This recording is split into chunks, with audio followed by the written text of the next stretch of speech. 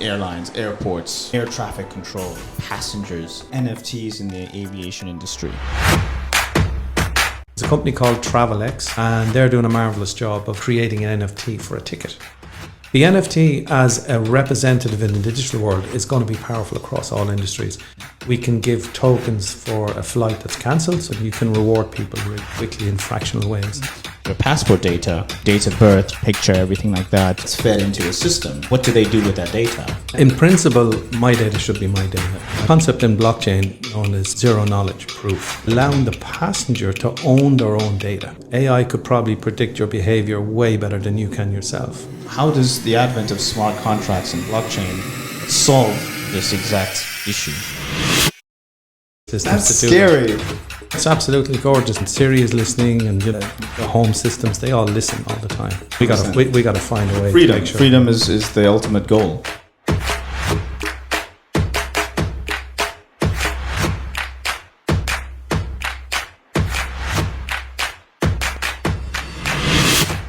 Welcome back to another episode of the Traders Brawl podcast. For those who are new, welcome. I'm Adel Burton, the host, and I'm joined here with a special guest, Brendan McKittrick, chairman at Aerobloc, who's developing the world's first dedicated decentralized Web3 platform for the aviation industry. Welcome, Brendan. Thank you so much. Just a slight correction there. I'm a founder at Aerobloc. Founder. Brilliant. I'll be honored if I'm the chairman. So a reminder that this is an educational podcast series on emerging tech, about all the emerging technological trends. So today's topic will be on the intersection of blockchain and the airline industry. Now, before we get to that, how have you been, Brendan? I've been good. I've been back in Ireland for a few weeks and swimming in the cold Atlantic water, so well and healthy. Oh, fantastic. Good. And it's good that actually, quick introduction as well for the audience. We knew each other at a networking event hosted by Katya, and then we met there. And then really recently, following that, I, picked up the phone, messaged you and said, hey, would you like to be speaker at an upcoming event on May 11th at the Grand Hyatt? Mm-hmm. Which you accepted. Indeed, I did. And I enjoyed your presentation that you did on the airline industry. And the Chinese real-time translation was very impressive. Yes, it was. I know. So, and we shared a panel as well. Correct. Which was nice. Yeah. Before we get into the technical questions, how did you find yourself getting into the airline industry, firstly, within the blockchain field? Well, my links to the aviation industry go back to where I was born. I was born just beside Dublin Airport. So every Saturday morning at 8:30, I used to watch the Boeing 747 fly in from New York. And this was, started a lifelong fascination with aviation.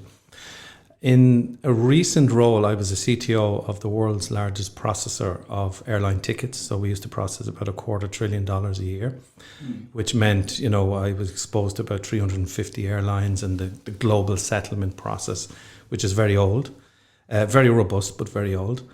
And at the same time, blockchain was starting to bleed its way into the whole sort of tech space. So as a CTO, I was looking at AI, machine learning, and blockchain. And I said, this kind of technology gives us a totally different way of looking at the industry. So rather than just upgrade, and 30, 40 years later, you've got these stacks of softwares all sitting on top of each other, which is basically how aviation works today, and many, many layers which suck out a lot of value between the customer and the airline.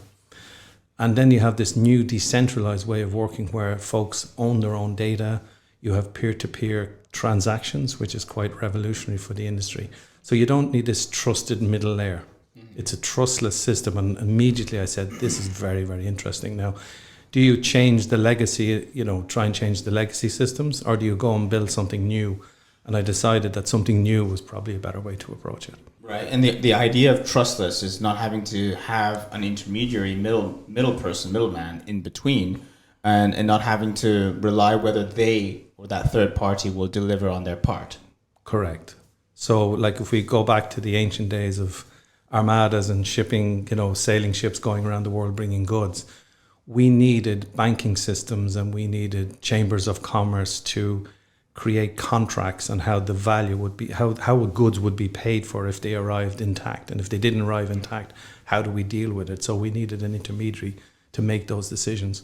And in fact, the global jurisprudence came out of the shipping industry, step into the dock, said the judge, so there was all this global infrastructure for that. Now we're moving into an era of decentralized systems, which are becoming more and more autonomous, and less need for centralized organizations, which are, let's be honest, easily corruptible. Fair enough. And I think when you say corruptible, I think the reason behind that is because these organizations who have lots of control and power can corrupt and get away with it, because they know there aren't any consequences, or even if there are, they can bribe their way out of it. And that's one of the very main reasons, cornerstone reasons for why Bitcoin and its decentralized nature came into existence against the elitists and the fiat currency. That's correct. And when I say corruptible, I mean it in the most general sense, because if you rely on human nature, then you rely on all the good of human nature and all the bad of human nature. And if you rely on autonomous systems with scripts and open source and transparency, it's very predictable how those systems will behave. So it's a quantum leap in that sense. Right. What would you say to critics that say that the ones who designed the blockchain itself came from humans?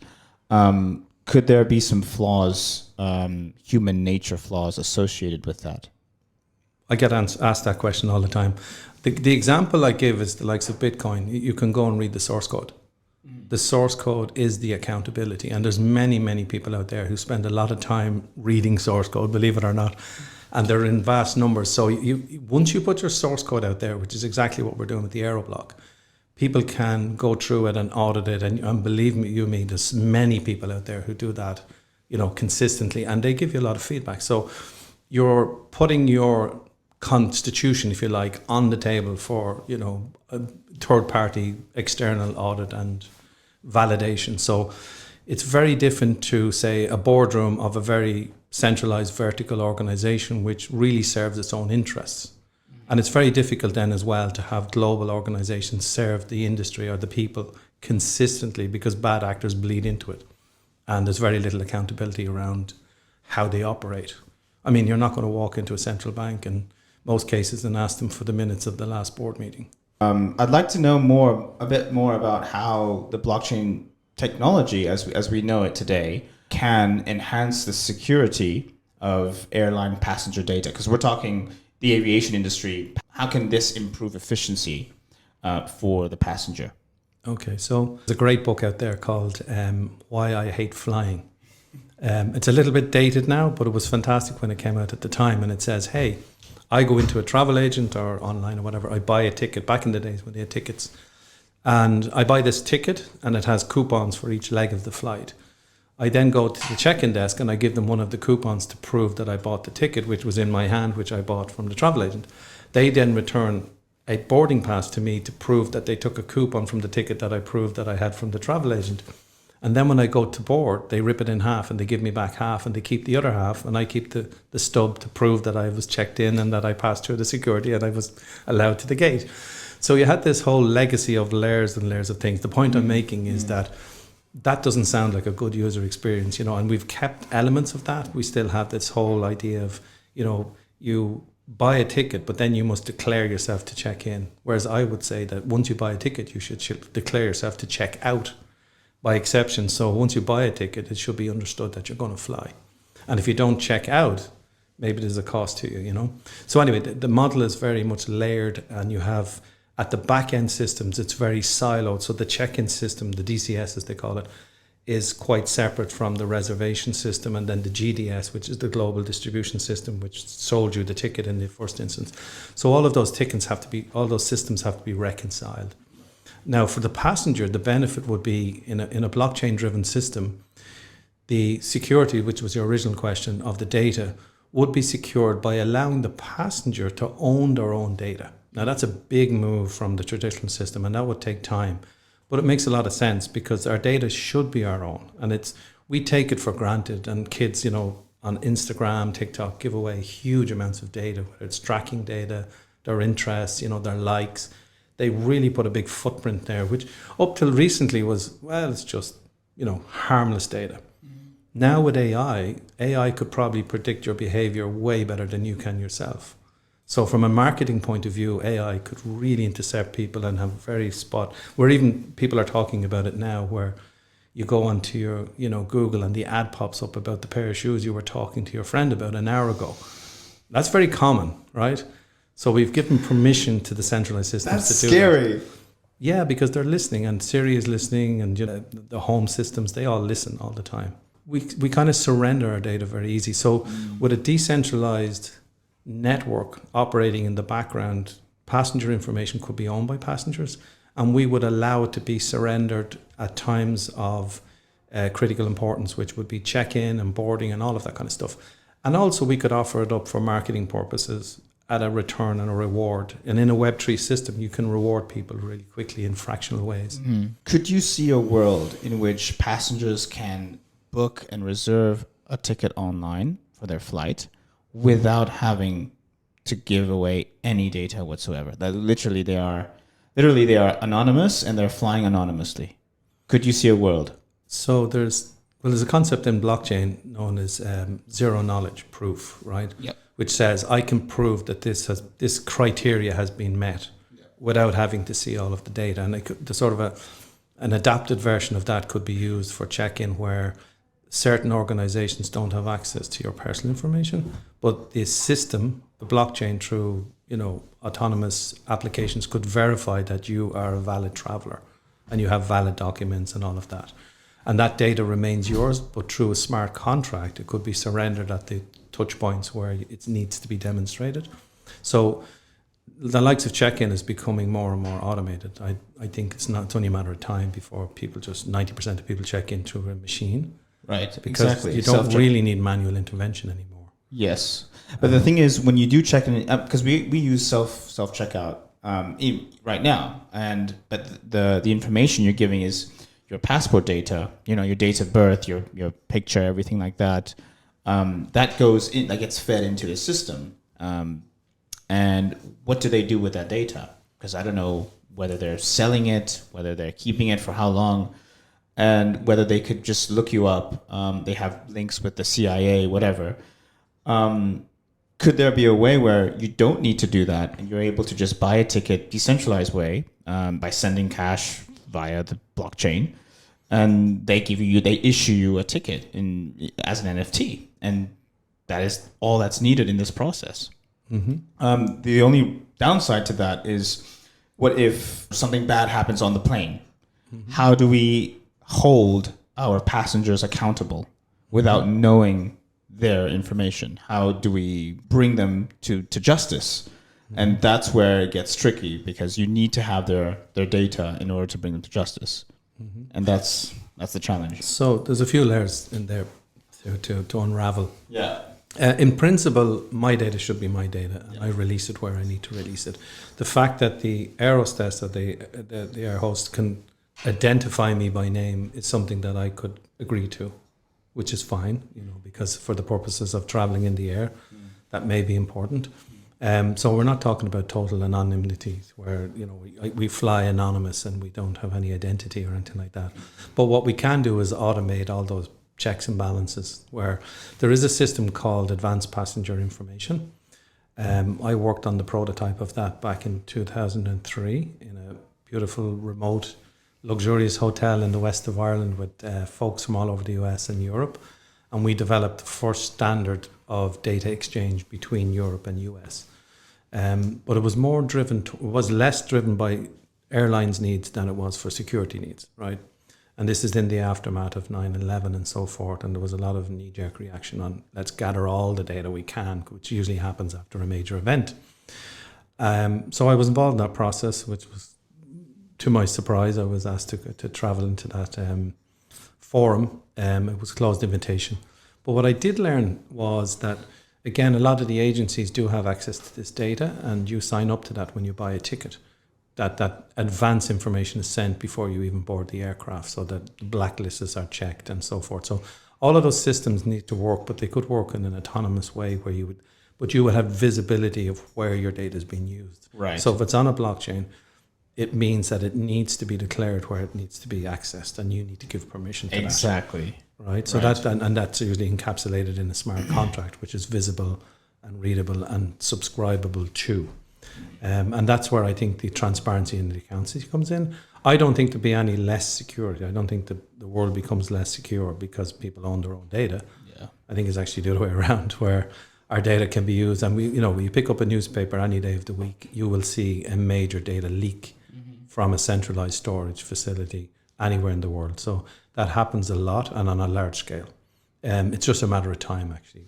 But say if you were involved, someone was involved in criminal activity and they wanted to access your data, and say you didn't want to give them permission to access your data, what would be the decision-making process and how to navigate that challenge? Right. So you're saying a bad actor wants. Yeah. So I'd be a lot more comfortable with my data on a blockchain under a digital certificate encryption.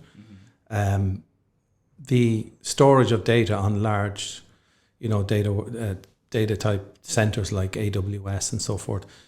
It's not the AWS that's responsible for security. It's the owner of the data, the processor and the owner who's processing that data. They need to conform to the GDPRs and the 27001s and so forth. And there's a lot of other standards as well in aviation to do with the financial reporting. But at the end of the day, the security footprint and the protection of the data estate really comes down to the person who lives in that data center. So whether it's the ex-companies I worked for, we did a lot of stress testing and pen testing and so forth so that our data footprint was very secure. But that really comes down to our skills. But do you trust the centralized provider to do that? And you don't know. It's always a question that just having all those standards does not guarantee that the data is safe. From a modeling point of view, the blockchain is a lot safer. Now, there will be questions raised around quantum computing and so forth, being able to break that 256 sort of encryption. And I think what will happen is that you'll have a counter step up in the quantum of the data protection from the blockchain side. So the encryption was probably improved for that. So there's always a cat and a mouse game between the bad actors and the level of encryption that's allowed. Because remember, 256 it's based on the Ryan Dahl algorithm from Belgium, which was the one that was chosen by the global community back in the day. And the 256 was a limitation set by the likes of the NSA and those folks who need to reverse engineer these things when needed. Right. Right. Okay. It's a tough one. It's a tough one to crack because if you don't give your data, there's no way to identify you, and that's the main reason. It's like when you go into a hotel, they need your information before they can permit you in, because they need to be able to identify you if you're responsible for any criminal activity or even if they want to charge your credit card for things that you take from the fridge. They need to be able to have that in place, and I think still today there's no way around that. Would you agree? I would say that with total anonymity and then being accountable for events and so forth. I mean, first of all, it's very hard to achieve because CCTV is being used, and in different countries that's used to identify. You have a huge digital footprint which intersects at many points, so it's very easy to identify the person. But on a very basic level, you may choose that it's okay to give your name at a hotel. Now, if you want to stay anonymously in some country residence and as a breakaway because you're a star or something like that, I'm sure that can be arranged. But at the end of the day, from a perspective of systems, I don't think that's ever needed or necessary. But the ownership of the data is a different thing. Identifying yourself who you are to the host system is probably a mandatory requirement. But the forgetting of that information and the GDPR type compliance, and there's lots of variations of GDPR, is something that they have to be audited on and something that they have to honor. So you have seen a lot of changes in systems. I certainly saw it in aviation where we went through 30, 40-year-old systems and we had to purge them of all defects around GDPR and so forth. And that was a difficult job if we did a few years back. So from that perspective, most people would be compliant and conformant. But the problem, again, I'll stress, is leaks, where they just have this massive leak of data on a large scale, and it could be a credit card company, and the bad actors will always target the data that's most useful for them for their purposes. Yeah, yeah, fair enough, fair points. I'm curious to shift our attention on some of the challenges and opportunities for using blockchain to facilitate peer-to-peer transactions for the aviation industry. How can blockchain facilitate that? I'm glad you're focusing on those sort of upsides as well. There's a whole swathe of different areas that we can, definitely get the benefit of a distributed ledger. So really what we want is a global ledger that can be accessed by any of the stakeholders, and the stakeholders feel that they do have a say in the governance, and they also feel that it's an enduring platform that they can rely on, and they can say safely, hand on heart, our data is safe.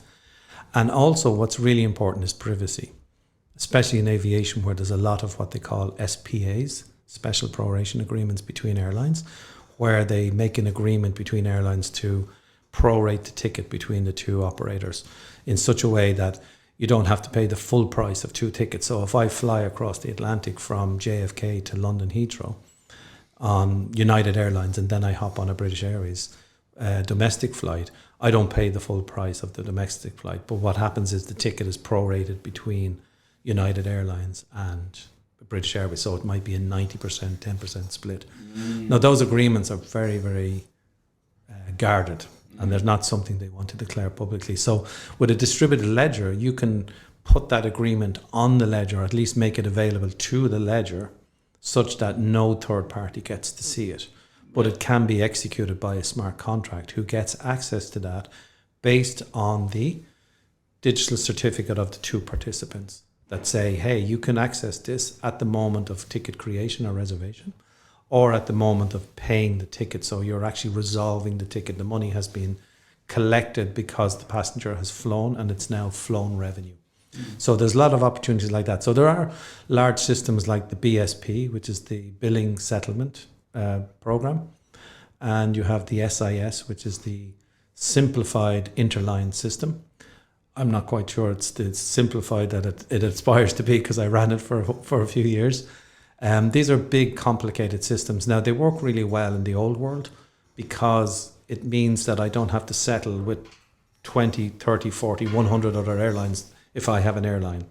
What I do is I just throw it all in the big bucket, and there's an aggregate net settlement at the end of the month, which is facilitated by that global system.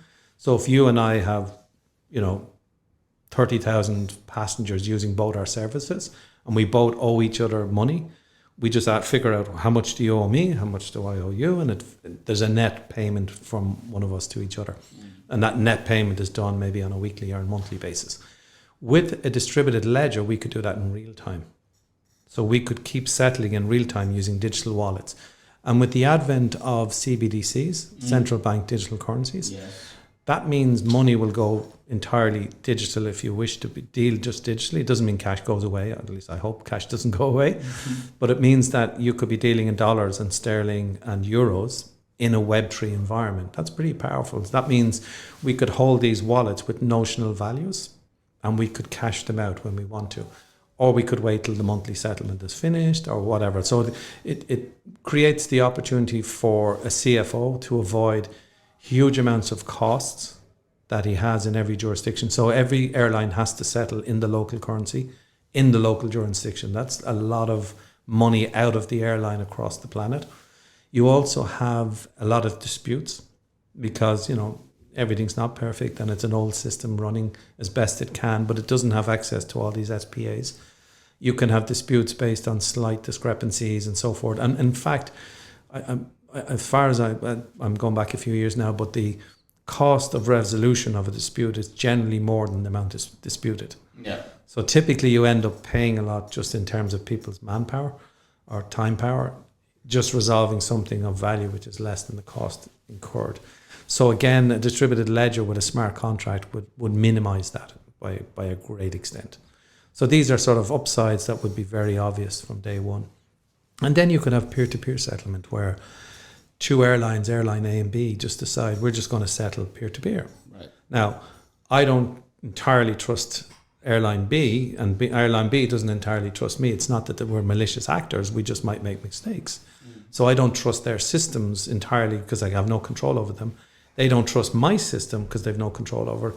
But we would trust a smart contract in the middle that we both author and say, hey, that smart contract is a fair representation of our SPA, our agreements, our exceptions, our money handling, our settlement cycle and all of that.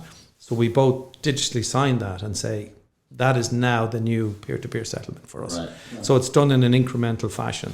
And the beauty with the advent of smart contracts is that with these peer-to-peer systems, the smart contract can hold the money in place when the money arrives, and the money doesn't go to anyone yet. It splits it according to their agreement, 90%, 10%.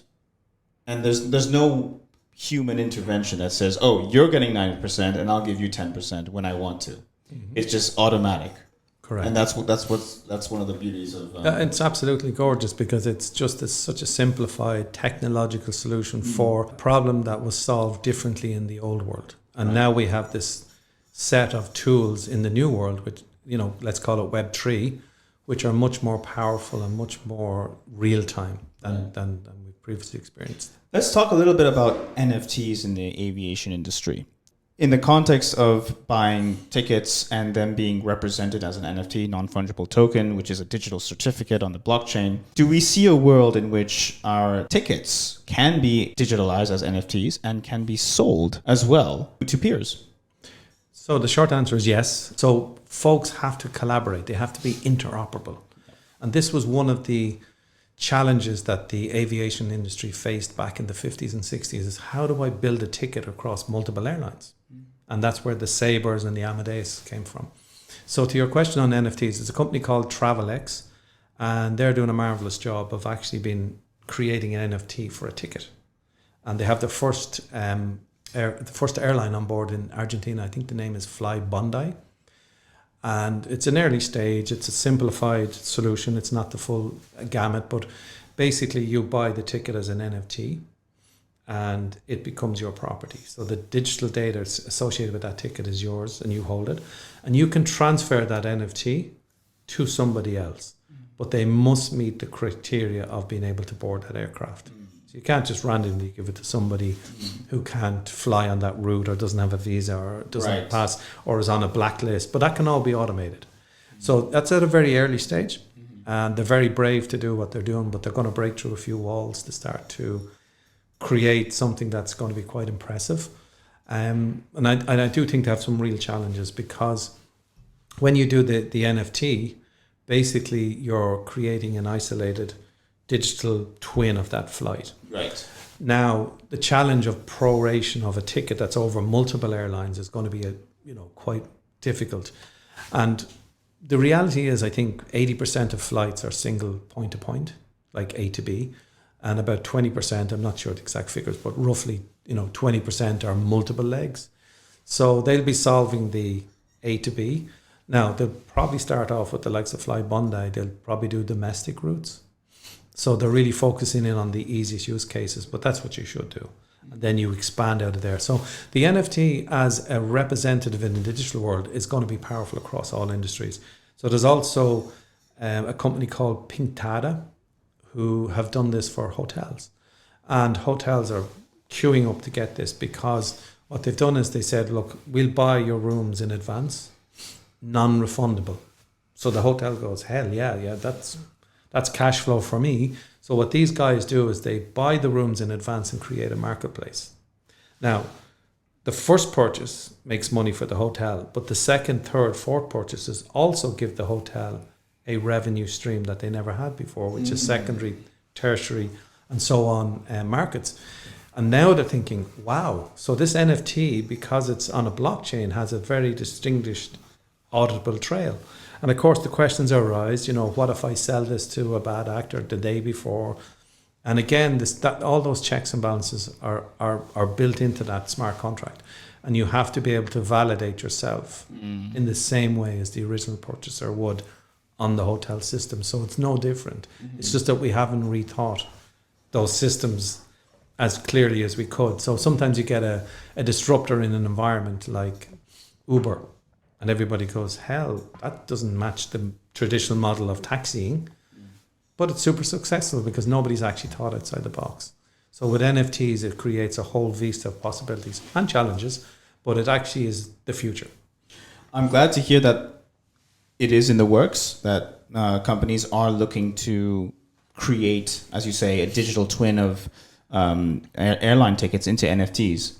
The thing that would defeat the purpose, for me at least, is if the model works in a way whereby, as part of the requirements to purchase that NFT, if there's so much bureaucracy involved in the NFT process of buying the NFT, this could kill the model for people like, tech enthusiasts like myself. Mm-hmm. The whole point of this is to be able to do this in a decentralized way, but really it's very centralized. Mm-hmm. What do you make of that? I agree 100%, because at the end of the day, it's the customer experience. Does it improve it? Does it bring down the cost? Does it make it easier? So in a truly decentralized world, we're free to sell that NFT and make a profit. Right. So then you create this marketplace that says, hey, I want to buy a whole load of hotel rooms and flights because I know the World Cup is going to be in that place. Now, the organization selling the tickets should be aware of that too, because they will have internal revenue management systems. But they will say, if you want to buy them 2 years in advance, I'm happy to sell you on a no refund basis. And if the World Cup got cancelled, we'd look with COVID, we didn't expect a lot, but they would have got their cash, notwithstanding and with no conditions. So there is a sweet spot between creating these secondary marketplaces and creating cash flow for the highly capitalized industries of hotels and airlines. So that sweet spot has got to be figured out, because we don't know it yet. Yeah. And I would also say that, in a matter of time, not today, but in a matter of time, the KYC and the balances and checks that are required for either hotels, for the travel industry, whether it's tickets for airlines or whatever, would become pretty much automated. And I do think there's going to be a global blockchain for ID that will be your KYC, and it'll be a zero knowledge proof. Yes. Which says, hey, this guy is a green light for that trip. Yeah, he's not on the blacklist. But I'm not giving you his bank statement with all his transactions. I'm not giving you his utility bill. No. These are very personal, data. We give it very freely in this world at the moment. And I would challenge that. I think we need automated systems that say those particular travelers or those hotel folks, or the folks who want to stay in a hotel, have green lights, and that's all you need to know. What I really like is this green light concept. If something verifies that this individual is 18 and above, that's all you need to know. You don't need to know their exact age, just need to know that green light. Yeah. Providing that green light is a challenge because, in order to provide that, someone has to look into it. Someone has to do their homework. Mm-hmm. That someone has to deal with that data in a very confidential manner, and that could be done by AI, where it's, they scan it and it's done. It doesn't have to be through human intervention. Mm-hmm. Well, I would say that, look, I get asked the question a lot because I work with AI as well, where is it going? Mm. And I said, well, let's ask the question, where did it come from in the first place? So I think we've come from an economy which is human-based with AI in the loop. So a little bit of AI to date. And even in parts of the loop we didn't even know about, like maybe machine learning and things like that. And as of January 2023, as a sort of a landmark, we're now moving towards AI systems with human in the loop. So it's a complete flip. And what we'll see more and more are 90% automated loops. And the only role for the person in the loop is where an exception is raised. So there's a red flag or an amber flag, and it goes off the chute to the left, and trained professionals then take a look at that. But the vast majority just bang through the system, boom, boom, boom. The documents are automatically read, not just OCR, but also contextual and sensitivity to meaning of the data. So semantic readers, and those semantic readers will digest that data. They'll process it in such a way that it's supplied to those systems that make the decision, and the AI systems will basically say yay or nay, or exception, and exceptions will get smaller and smaller. Right. And that's what I predict. Yeah. I think we can agree on that. A question on communication between different stakeholders, because there are many stakeholders within the aviation industry. So how can blockchain facilitate a seamless, secure communication between stakeholders like airlines, airports, air traffic control, passengers. How does that all come into one decentralized ledger? There is a possibility of a centralized backbone, which is based on blockchain. And again, why blockchain? I mean, we don't want blockchain to be, a solution looking for a problem. It's got to bring real value. It's got to lower the costs. It's got to hire revenues, and it's got to create a really good experience. And it's got to do two of those three things, preferably three. But if it does two of the three, it's a meaningful solution. So where I would see blockchain or a distributed ledger, again, a global backbone that says, hey, in terms of certain types of messaging, we're going to post them to a global ledger. And the access rules around that are going to be well defined. So you can say what can and cannot be seen. Now that's in contrast with a very centralized system that exists today, and that data is held very protectively and so forth, because there's a lot of information there that can explain the activity on different routes, and you obviously couldn't share it in such ways that you could see your competitors' activity, and even if you were to find out the volume of passengers on board and stuff like that, which can happen between airlines and airports. They have to declare the number of passengers for the airport to cost them per passenger fees and things like that. So there's a lot of sensitive data, and it needs to be controlled very well. So that would be a use case that would be very specific to subsets of the global messaging. Anywhere there's aircraft movements, that kind of thing, I think that would lend itself really well to a global backbone. But again, it would have to. Why decentralized? Decentralized means no one controlling entity owns that backbone. Yeah. And I think that's important because it gives the industry something it can rely on, but also everyone has their say, and it's run by the stakeholders. It's kind of like going back to the old way society organized itself, where people, stakeholders, the major stakeholders in the village would have a say on what's the best use of water maintenance. Nobody gets to control all the water. Nobody gets to control all the crops. We all have to survive in this village, and we need to have a balanced way of doing that. Right. And touching on balance, this is where regulation comes in, because regulation is all about balance. Regulation from too much of something, and this is where it gets a bit tricky, because within the airline industry, there's obviously a board. There's obviously a managing body that makes sure that all the airlines are operating in a smooth and orderly fashion, and they have to report to them. Those individuals have a lot of control, obviously, because they make the decisions at the top. If blockchain technology is to thrive in the airline industry, will these airlines need permission from those at the top to implement blockchain technology? The short answer to that is no, because blockchain can be used for many use cases, and we should always remind ourselves that any centralized organization that represents the industry is there on the behest of the industry itself. So they're there to serve the industry. They're generally non-profit, generally, not always. So there are a lot of bodies for different things. There isn't just one central body. There are a lot of private operators that do global backbones and things like that as well. And again, they're profit driven and so forth. But of those bodies that serve the industry, I think the opportunity here is not to say centralized bad, decentralized good. I think that's too simplistic for an industry with so much momentum and so much invested in sunk costs and capitalization. I think the happy medium is that the centralized entities that represent the industry recognize the value in a decentralized backbone, whether it's for communications or shared loyalty systems, where we could have interchangeable tokens which are liquid. We could actually, into people's, because everybody's going to have a digital wallet eventually. We can give tokens for a flight that's cancelled, so people can rebook on competitor airlines. So there's a lot of opportunities to use this for the benefit of the customer, but also of the industry itself. And I think the role for the centralized is to morph into the custodians of the decentralized system, to bring all that knowledge and so forth. But they definitely would have to take a different shape.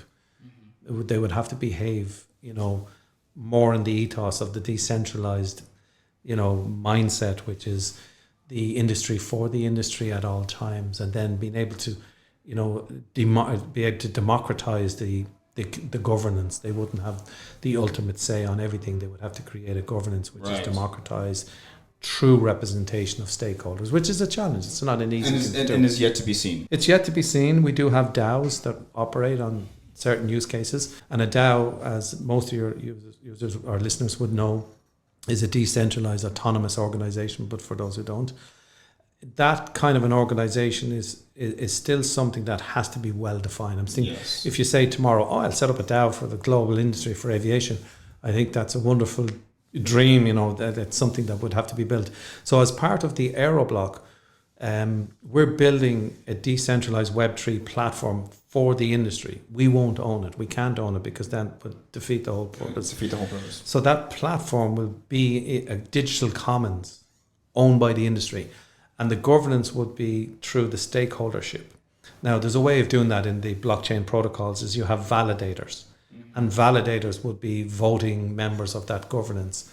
So the whole idea is that by having that democratized or an attempt at democratization, you have goodwill interests and good actors dominating the system.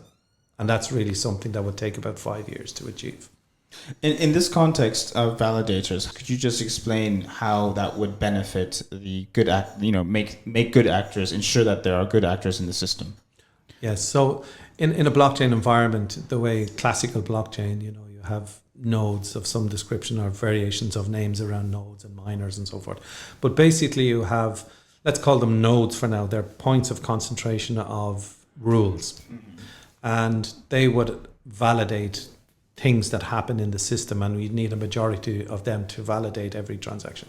And that's the power of a blockchain where, if you have 10,000 nodes saying 90% of the nodes saying that's a valid transaction, we're pretty safe. Mm-hmm. And for a bad actor, they'd have to take all 10,000 and, try and maliciously code them in a way that behaves in a bad way.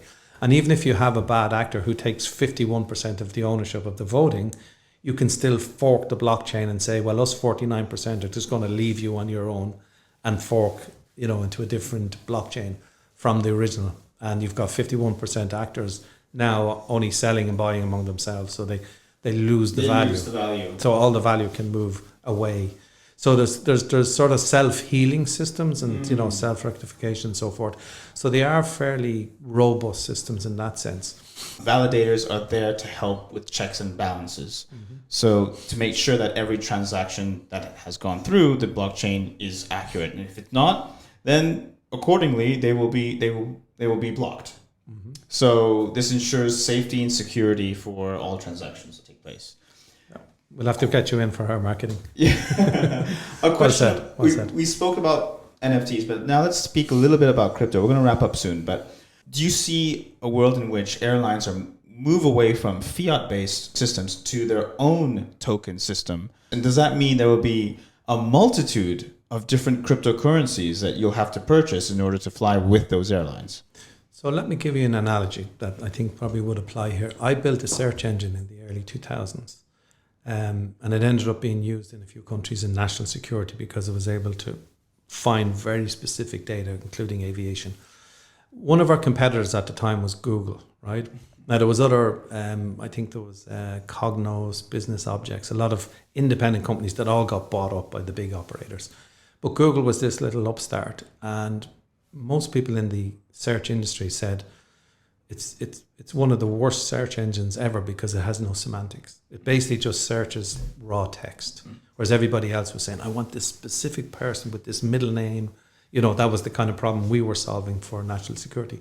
So we'd look at P&Rs, which are passenger name references. It's the basic record for when you do a booking. And we'd parse it into fields and we'd treat each field differently. Whereas the approach by Google was basically, you search on Mercedes, you get the car Mercedes, but you also get the person with the name Mercedes. So yes. They didn't really differentiate, but they used a blunt instrument, but they used it so effectively, they became the easiest to use, fuzzy accurate search engine. So it was a success story. So in terms of when you say, will it be one or the other in terms of fiat versus crypto, I think we're seeing the merger of all of the currencies into a digital wallet. So the digital wallet will have CBDCs, which are fiat backed, and you'll have USDT and USDC, which are also fiat backed, somewhere in the middle. Then you will have Bitcoin, because I don't see it going away at all. I think it's super powerful. I've read the white paper a few times. I find it amazing in design. I'm glad you read the white paper. Like, kudos to you. It's genius. Yeah. It's absolutely genius. Now, who wrote it and whether they exist and etc. is all up for speculation. I don't know the answer to that. But what I do know is these instruments, they've been vilified for years by organizations who then get their house in order and then invest in them, you know. So it's a story of, oh, don't touch that, it's dangerous. Well, at least not till I'm ready, you know. And then the JP Morgans of this world, they now, you know, see Bitcoin as a BlackRock. Yeah, and it's one by one they join, and then they jump out again sometimes, and then they get back in again, and it's kind of schizophrenic at times. But at the end of the day, it is a challenge to the traditional banking, but that's every industry is challenged, every technology is challenged, and Bitcoin someday will be challenged too. But what you have there is a truly, let's talk in theory for now, it's a truly decentralized global currency. So I think we'll end up with a basket of, you know, lots of contenders. And I think the aviation industry would be a really good example where they could have a common token that allows them to transfer value in real time with agility, with very little value loss. Now, there was an experiment done a few years ago where they pushed $1,000 through the settlement system globally, in the aviation settlement system globally. Now, it wasn't long before it hit $700. I mean, it was just eaten alive. So the system, there's a lot of atrophy of value in the system today. And that's both just traditionally, you know, there's so many systems involved. And also, there's a lot of middlemen that are not really necessary in the Web3 world. So let me give you an example. So pre-COVID, the average price of a ticket was something of the order of $186, right? Return ticket. The return that the average profit that the airlines made was 3%, 3.5%. And typically the value, like they were getting a few dollars on every ticket. So in reality, of the $100 spent on the ticket, only $3.50 was making it into, you know, the profit account of the airline. The rest was eaten along the way, including the airline itself. So the airline's costs were typically at the time 24% on salary, 24% on fuel. And the rest then was just on a whole miscellaneous kind of cost. Now, the big ones I mentioned, the salary and the fuel, because they're big lumpy costs they're hard to change, right? But the rest of it, if you dive into it, you'll see that the middlemen selling the ticket generally get a lot more than the airline itself. So the airline invested in all this aircraft and so forth. I gave a talk one time, and I mentioned this, and someone challenged me afterwards, a CFO of a major airline, said to me, "You made a comment on airlines not being smart with their money." You know, I kind of resent that remark. And I said, "Well, if you give me 60 seconds, I'll explain why you resemble that remark." And he laughed and he said, "Go for it." And I said, "I flew in on your airline. I paid a certain amount for your ticket. I know, because we ran the revenue accounting for that airline, I knew the kind of profit level they had. And I said, I took a taxi from the airport to the hotel. Now, the taxi driver, who just had his little local banger, made more money on me than you did, on average." Mm-hmm. And he said, "Wow, how did that happen?" I said, "Because you have given away the aggregation of your tickets as airlines to middlemen who aggregate for you. Now they don't just aggregate for airlines, they aggregate for hotels and electric scooters and, you know, anything you want to add in, and, you know, specify you want a pool, or you want, you know, certain features and so forth. So those aggregators have become the big guys in the middle, because the airlines don't know how to collaborate. Along comes blockchain that says, hey, you guys can now collaborate in a way you couldn't do before, because you didn't trust each other. And then the big boys came in the middle and said, hey, trust us. And they went, okay, here's all my stock. And what they do is they just assemble that stock. But they also push out the tickets that make the greatest commission for them. So they're not serving the customer or the airline, they're serving themselves. That's just the natural order of centralized systems. You serve yourself. And to a question you asked earlier, the benefit for the customer or the passenger, it is conceivable that the passenger, again, as we said, we could buy NFTs and trade them, you know, on a higher price because they're just smart. They buy them like a speculative tool. That's possible. But even more importantly, a passenger could go to a blockchain-based reservation system and say, hey, I got 2 people, I got $1,500, I'm open to go on a flight, this is where I'm based. Give me the best offers for me that give me the best experience. So you can now have a reverse of the system where you could start bidding for tickets, and airlines could bid back in an automated way. So the revenue management systems will change in a way that's saying, hey, there's a guy here who wants to sit on a plane. Well, I have a plane taking off in 3 hours at the airport he's sitting at, or he's close to, or the following day. I've distressed infantry I haven't been able to sell, so I can offload it to that passenger and say, hey, I've got spare seats. You want to go somewhere? I'm flying to the south of Spain. Would you like that? He's in London. You've got seats from London. And you got a match that you didn't have before. Because the middlemen drive the offers on the basis of the highest commission. And same thing happens with hotels as well. Wow. It's crazy. I think we spoke about this on the panel last time. I asked, based on your presentation that you delivered, these airlines make so little profit. After taking into account fuel and equipment and everything, miscellaneous as well, it's the agents that make the most money. They take the biggest piece of the pie. After all, in the customer journey process, because they're the ones who are actually making the sales on behalf of the. So not necessarily the travel agents themselves, because they have a lot of overheads, but it's the middleman who's distributing the stock. And they're buying up all the other players and swallowing them into a monster. So 2 of them probably account for about 90% of the global distribution, which is because they've eaten up all the smaller players, and they've become quite big monsters now. And remind me the answer you gave, because I asked this: how does the advent of smart contracts and blockchain solve this exact issue? Right, and that's at the kernel of what we're trying to do in Aerobloc, right on the money with that question. So when I go to an airline, I only go for that airline stock.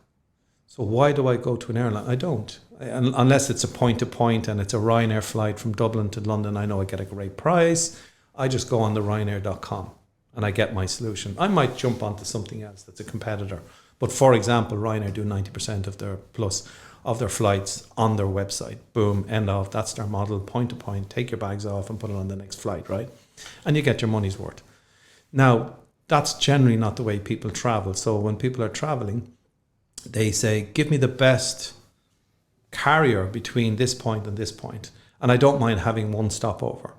So that creates a lot of combinations, especially if you're in a major city and you've got like 100 airlines flying out at that airport. You're not going to go to airporta.com, airportb.com, airport C.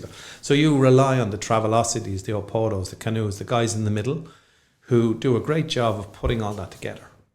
And then you go, oh, I can see, all the options, all of the tails on the plane. So I'm getting different airlines and so forth. But what they typically give you is a vanilla. It's a flight. You don't see the menu. You don't see the little perks. Can they throw in a sort of a, could I use my points to get into a lounge, get a little nice experience before I fly? Excuse me. So what they're doing is they're aggregating the stock and offering it to you in a way that the airlines can't do. Now, there is a standard which came out from IATA called NDC. That's New Distribution Channel. And what that does is it says, hey, I have an NDC server. I can talk to several airlines at the same time and connect them together and get an offering from all of those servers at the same time. And Lufthansa, I believe very strongly in this, they actually penalise anyone who goes outside their NDC. They have a surcharge. That became an issue for a long time. I think it was resolved quite a year ago. But basically what they're trying to do is to say, hey, use my NDC channel because it's direct. There's no middleman. And to get away from this 3.5% paradigm, start to take out those middlemen that cost a lot. And at the end of the day, they've every right to do that because they invest in the aircraft, they invest in all the the folks and so forth, the training, the pilots, everything. They should be taking the lion's share of this, right? There's nothing wrong with that. Right. But they've created this middle layer because of their inability to collaborate. So one of the first systems that was built was IBM, and I think American Airlines. I stand corrected on the name. But in the 1950s it was designed, in 1960 it was built, and it's called Sabre. And the first two letters, SA, stand for semi-automatic, which is the historical origin of that. Right. But at the time, it was a revolution in technology, because it allowed folks to walk in off the street and book on the airline. And it was also expanded then to include multiple airlines, where you could say, I wanted, a multiple ticket across multiple airlines. And this was the early days, fantastic innovation for the 1960s, late 50s, 60s. This was way ahead of its time. So this was the aggregation, but it was typically airlines built their own systems, right? So this was where they emerged. So all these systems were all in different airlines. Now, if they spoke to each other at the time, we wouldn't have got into this heavy middleman, right? But what happened was those systems got spun off and privatized and became highly centralized and highly profit driven. And then they bought up the smaller systems like Galileo and so forth. They all got subsumed into these big monsters that now control the stock. And if you don't go through them, it's very hard to get to the customer, because you're an isolated airline with a little handful of tickets saying, hey, come to me. Unless you're Ryanair, who says, we go from point A, we go from to point B, and if you want to buy it, go to Ryanair.com, right? So that's their model. Not everybody's cup of tea, but it does a job and serves a section of the market. But anything more sophisticated, where I want to fly on multiple routes, or I want business class, transatlantic, long haul, all that kind of stuff, with lounge access, etc., you can't obviously do it that way. You have to collaborate. So the NDC model was introduced to overcome that. Now, it has its own challenges. At the same time, there's a new blockchain in Germany called Camino, developed by folks called Chain for Travel. I spoke to them a couple of days ago. Love what they're doing. And they have a blockchain dedicated to trying solving that distribution problem. And I wish them lots of luck on that. And we may collaborate to some extent on that. And I love the fact that they're the first into the market to do this. So they're really taking on a difficult problem there. And I think they'll solve it. And again, I'd say the whole Lufthansa thing of saying, hey, we need to use NDC and cut out the middleman and so forth, that's probably a driver in there as well, because I know they have validators for their blockchain. And one of them is Lufthansa. Lufthansa. Yeah, so they created validators. But what they did was they cloned the Avalanche blockchain because they needed specific edits. So what they're doing is they're changing that blockchain to suit that record, that travel record. So it'll become a dedicated travel type blockchain. So I think the likes of Aerobloc and Camino will definitely have to talk to each other. That'll be interesting and exciting. Again, we don't need to be competitors. We need to collaborate. Collaborate. That's the very theme of Web3 communities, collaboration, not in competition. And I like to say that as well, because we all should unite against things like control, things like dominance, things like elitism, things like privacy, security, data, things like that. We should all unite and be one. And the way to do that is to collaborate, not compete. Correct. And it also is a really good way of building in resilience and of best interest. So we got to care for our communities. We got to care for our grandchildren, great grandchildren.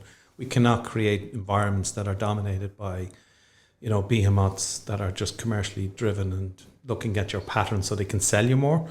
I mean, the whole purpose of living is to be happy. Right. And we got to find a way to make sure. Freedom is the ultimate goal.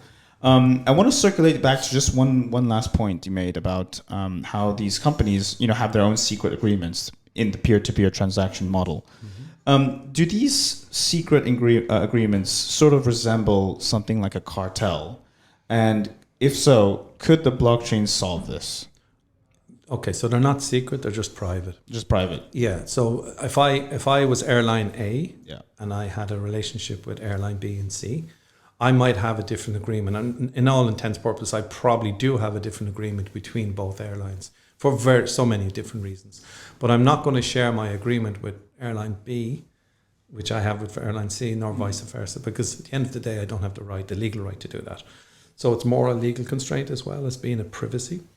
So if I'm on the blockchain, I'm also comfortable to put those, they're called SPAs, Special Proration Agreements, which means if I have a passenger on my ticket traveling onwards on airline B, I have to pay for that, travel leg. And we have a proration agreement, so we don't have two expensive tickets. We end up with one ticket on 2 legs, which would be cheaper on the second leg than if somebody bought, directly on that point to point. So at the end of the day, I wouldn't share it anyway, because it would create a race to the bottom. If everybody knew everyone's agreement, then they'd always seek a replica of the cheapest one, of course, for them, but the most lucrative for them, which would be the most detrimental to me. So my ticket price would go up. So there has to be some sort of demarcation between that information. So the blockchain is perfect for that, because what it allows you to do is to run smart contracts that see that SPA, but do not declare it to any third parties. But could there be a scenario where all the airlines, all of them, collaborate together and have what's known as a cartel, and they all charge a very high price? Could that exist? So in every industry, you sometimes have collaborations across airlines to push up prices, or at least not to push them down. That allows for disruptors like EasyJet and Ryanair to come in. And I remember back in the day flying from Dublin to Brussels and paying £600 Irish pounds, which was more or less equivalent to an English pound. So 600 sterling just to fly to Brussels. I had a small company in Ireland, and the trip back and forth to the parent company was £600. Ryanair came on the scene and it went to £100 overnight. So they were able to afford to give me a £100 ticket. Now, I didn't land in Brussels Zaventem. I landed in Brussels South, which was a little bit of a drive, but for £500 saved, I was happy to do the drive. Right, so if there is dominance on routes, yes, they will max out on price, because you don't have competition. So I wouldn't say it's less of a cartel, but more of competition opportunity. Right. And there are systems called revenue management systems, and what they tend to do is to optimize the rate that they can charge. So what they do is say, look, we got stock on this route, the demand is high. How high can we charge on the ticket without disrupting the momentum of the sales? You don't want to stop sales, but at the same time, you want to maximize. I wouldn't say maximize, because sometimes you could really maximize at the last minute, getting on a plane where somebody's going to a hospital where their son is critically in a car crash, and you don't want to say, yeah, the ticket's $10,000, thank you very much, you have no choice, we're the only ones flying. You'd never do that.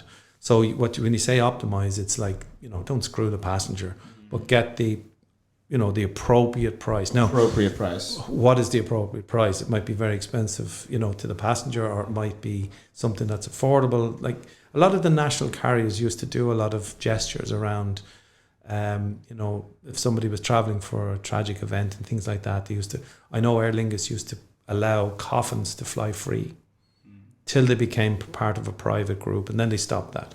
Every Irish national being repatriated in a coffin was free. And I mean, those gestures are important from a community perspective. And I think with a Web3 environment, the ethos is more around those kind of things. Yeah. And that's why I say in a Web3 environment, potentially you could have a global loyalty interchange system where people could swap loyalty systems from one airline to another.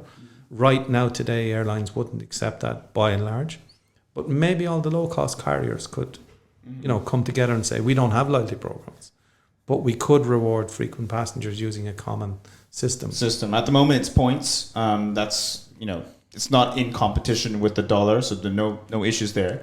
But if they were to introduce crypto, it could raise some problems because of competition with the dollar. It would be competition, because you could go to an ATM and actually cash it out. It's real cash. Exactly. It's real value. It's very liquid. Exactly. And there's valuations behind it. There's market cap behind it. And that's when it gets tricky. And it's good for me. I mean, I'm for it. But will governments allow that? Because I'm not saying they do have sort of a final say with the boards, because, in order to operate in the country, they need permission from the government. So I would see a world where governments would try and hinder that.